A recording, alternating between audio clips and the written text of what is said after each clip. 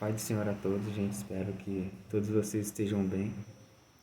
Vou estar trazendo um breve estudo que vai estar falando sobre o livro de Romanos, né? Que é um livro que eu tenho lido, tenho estudado e Deus tem falado bastante comigo através das passagens que está lá em Romanos. E sem demoras, né? Eu vou abrir a Bíblia aqui, vocês não precisam abrir, mas eu vou abrir lá em Romanos, capítulo 6, versículo 17, que diz assim: Graças a Deus, embora vocês tenham sido escravos do pecado, tornaram-se obedientes de coração ao padrão de ensino com o qual se comprometeram. Vocês foram libertados do pecado e agora se tornaram escravos do propósito da aliança de Deus.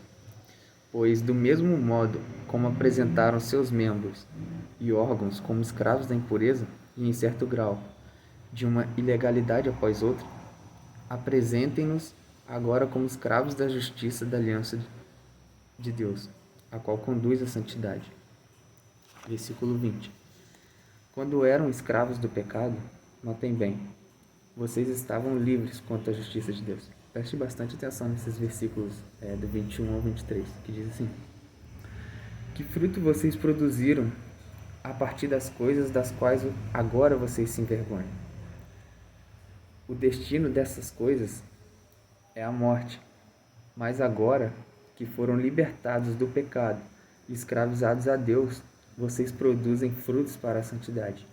Seu destino é a vida eterna. O salário pago pelo pecado, veja bem, é a morte. Entretanto, o dom gratuito de Deus é a vida eterna, no Messias, Jesus, o nosso Senhor. Eu estou lendo bastante, como eu falei, o livro de Romanos. E uma das coisas que me chama muita atenção, no livro de Romanos, tem me chamado muita atenção em cada estudo que eu tenho feito, é que Romanos está sempre falando sobre a graça que veio por meio do sacrifício de Jesus. O livro de Romanos fala muito sobre a lei de Moisés e a graça de Deus através de Jesus. E quando eu estava estudando sobre a graça de Deus, eu consegui fazer um paralelo, lendo um livro sobre a história do filho pródigo. Muitas pessoas têm vivido hoje em dia como filho pródigo. Todo mundo creio que conhece a história do filho pródigo, que está lá em Lucas alguma coisa. Não me recordo agora, mas está no livro de Lucas. Que, resumidamente, é a história de um filho que resolve pegar a sua herança do seu pai, e ele sai da sua terra e vai viver conforme as suas vontades. Vai viver como uma pessoa sem lei, Só que um certo dia ele se arrepende, ele vê que não é lá que é o lugar dele e ele vê que ele está em situação de humilhação, Todo mundo conhece essa história. E ele decide voltar para a casa do pai dele. E quando ele volta, todo mundo sabe, ele é recebido com muita festa. A gente sabe que quando ele volta, o pai dele faz uma festa enorme, como nunca fez pro irmão dele. Como nunca fez pro irmão dele que nunca deixou de sair de casa, mas que sempre esteve com seu pai. Então, essa história mostra que o pai se alegrou muito quando o filho decidiu voltar de uma vida de pecado, de uma vida errante, digamos assim, para a presença do seu pai. E nesse livro que eu estava lendo, ele falava um pouco sobre a graça, E falava sobre o abusar da graça.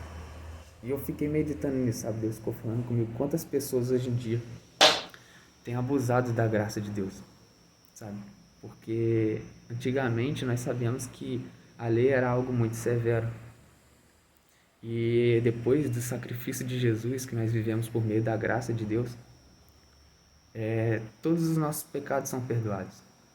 Todos os nossos erros, independente, vai de uma pessoa, de um estuprador a uma pessoa que fala um palavrão, por exemplo. Todos os pecados são perdoados. Deus não faz distinção de um pecado como se ele fosse maior do que o outro. Todos os pecados Jesus perdoa por meio do seu sacrifício. E o problema é que muitas pessoas têm vivido abusando dessa graça.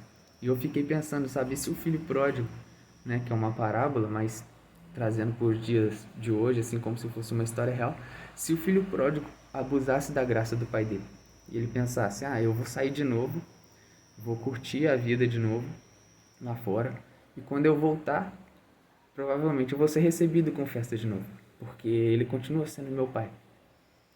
E quantas pessoas ainda têm feito isso, sabe? Com Deus.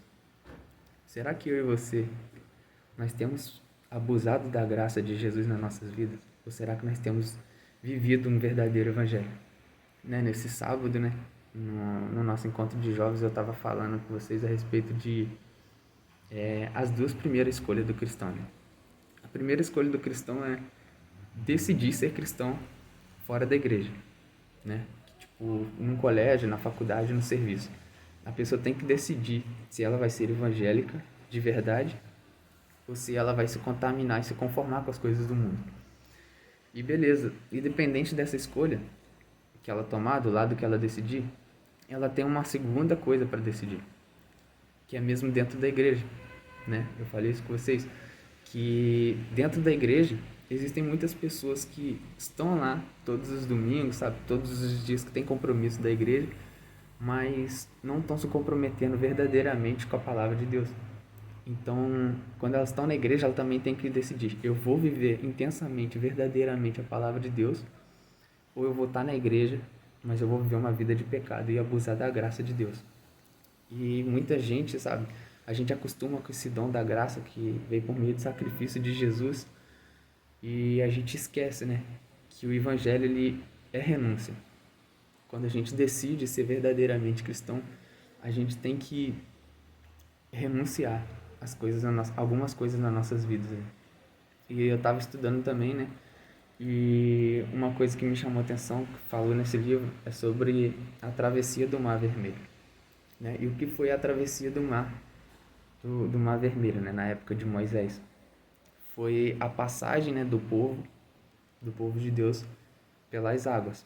Foi a passagem do povo de Deus pelas águas de uma forma que eles conseguiram deixar para trás toda a terra de pecado, toda a terra de imundícia, toda a terra de escravidão, e foram viver uma terra de liberdade. E uma coisa, sabe, que me chamou muita atenção, que eu fiquei refletindo, sabe, Deus falou isso comigo: o que nós temos feito com a nossa passagem nas águas? Sabe, porque a Bíblia lá em Êxodo fala da passagem do Mar Vermelho, mas depois que Jesus Cristo veio, a gente passa pelas águas, que é o batismo. O que nós temos feito com esse batismo? E uma pergunta que eu separei aqui para deixar para vocês, que eu fiquei meditando muito nisso, você é batizado? O que isso significa para você? Sabe? O que o seu batismo significa para você hoje? O que você tem feito com o seu processo de batismo? Você tem usado ele para sua santificação? O que é o batismo para você hoje? A forma que você está vivendo. Responda não com palavras, mas com as suas atitudes. Como as suas atitudes responderiam o que é o batizado para você? E para você que não é batizado, que nós sabemos que temos jovens na nossa igreja que não são batizados. Para você que não é batizado, será que não é a hora de batizar, de se consagrar? Tem uma frase, que Lutero vai dizer, Martim Lutero. Ele falava que quando ele estava sendo tentado, seja no espírito, seja no emocional, independente da forma que for, seja através de uma outra pessoa que vem dizer algo para ele, todas as provações que vinham diante dele, ele falava: eu já sou batizado. Ele declarava: já sou batizado. Ele falava isso para ele mesmo, porque o batizar para ele tinha esse significado de: poxa, eu já passei pelas águas, então eu já deixei a terra da inveja, eu já deixei a terra da escravidão, eu já deixei a terra do orgulho, a terra do bate-rebate.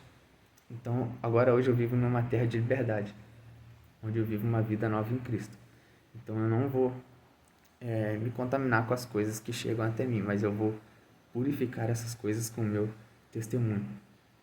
E quando a gente pensa dessa forma, sabe, eu acredito que Deus abre a nossa mente e a gente começa a entender, se a gente começar a refletir sobre a graça, que todos nós, como seres humanos, nós somos condenados a servir, sabe?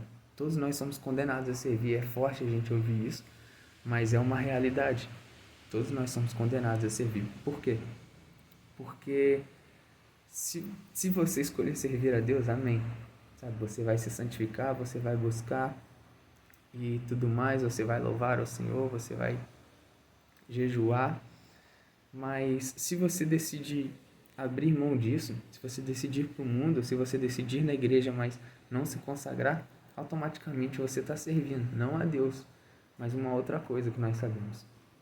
Porque a Bíblia fala, né? Quem não é por mim é contra mim.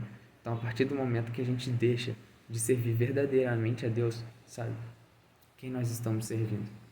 Porque nós estamos condenados a servir alguém, seja Deus ou seja o pecado, né? Então, gente, para terminar, porque o vídeo está ficando grande, será que nós temos verdadeiramente vivido a palavra de Deus, sabe? Porque, igual eu falei no versículo 21, que fruto vocês produziram a partir das coisas das quais agora vocês se envergonham? Qual fruto que a gente produziu com o nosso pecado e com o nosso passado? Né? Qual fruto? O que de bom a gente produziu? Mas será que a gente tem enxergado que estar no mundo é algo ruim de verdade? Ou nós estamos dentro da igreja tentando, digamos assim, enganar a nossa mente de que o mundo é ruim? Porque muitas pessoas estão na igreja, mas elas não vivem verdadeiramente a presença de Jesus, sabe? Elas não buscam de verdade a presença de Jesus e elas querem se iludir de que o mundo é ruim. Mas o que te afasta do mundo não é você achar que o mundo é ruim, é você provar e ver que o Senhor é bom. É você provar a presença de Deus e você ver o quão melhor é estar na presença de Deus do que qualquer outro lugar no mundo. Assim como dizia Paulo, que depois que ele entendeu a plenitude do amor de Cristo, tudo para ele era perda, tudo era como esterco para ele. Nada mais valia. Então, o que eu acredito é que os jovens, todos os jovens, a gente tem que verdadeiramente, sabe, assim como o tema da nossa igreja, que é o despertar espiritual esse ano, a gente tem que despertar e entender e enxergar o que é o amor de Jesus nas nossas vidas, porque o que nos afasta do mundo, que vai nos manter longe do mundo e perto de Deus, não é o medo do inferno, não é o medo do pecado ou botar na nossa cabeça que o pecado é ruim, mas o que vai nos manter longe do mundo e perto da presença de Deus é viver uma vida de santificação e entregar de verdade a nossa vida para Deus. Amém? Então eu deixo essa reflexão aí para vocês. O vídeo ficou um pouquinho comprido, mas espero que vocês assistam até o final. Tenham assistido até o final, né? Amém? Fico com Deus.